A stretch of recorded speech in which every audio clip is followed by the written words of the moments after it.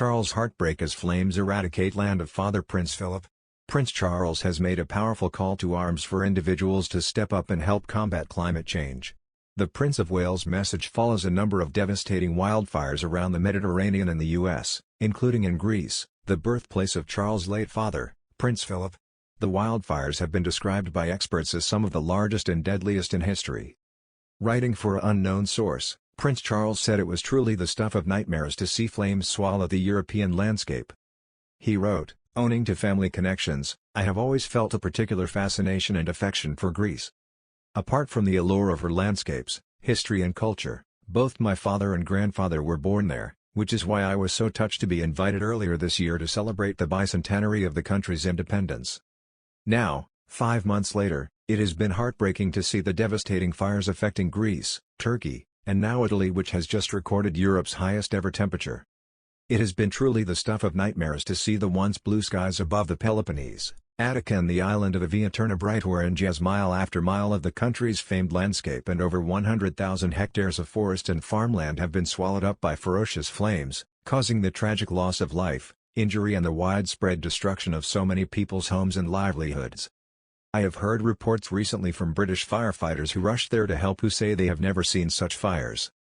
I can only imagine that their colleagues battling to bring the fires under control in California and from the west coast to the prairies in Canada would say the same. The Prince of Wales, 72, is an avid climate change activist who often speaks about issues surrounding our planet.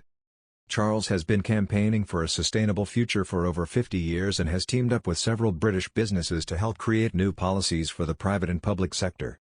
Drawing on data from the recent UN report on climate change, he pleaded for British business leaders to help contribute to solving the climate crisis or the planet will be done for. He wrote, "The predictions last week in the special report of the UN's Intergovernmental Panel on Climate Change were unequivocal. Unless we take immediate and urgent action, its scientists estimate there is an 89% chance of extreme events that used to happen once a century happening every year." As we approach 26 Colombian pesos, the International Climate Change Conference in Glasgow this November, this should surely serve as a wake-up call that climate change is happening now. We have been in the last chance saloon for too long already, so if we do not confront the monumental challenge head-on, and fast, we and the world as we know it will be done for. This is why I have long believed that the private sector, with its trillions of dollars, has an absolutely critical role to play in an effective and practical partnership with governments, NGOs, charities and individuals.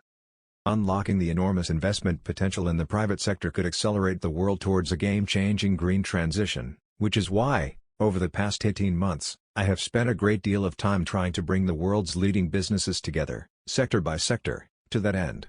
Together.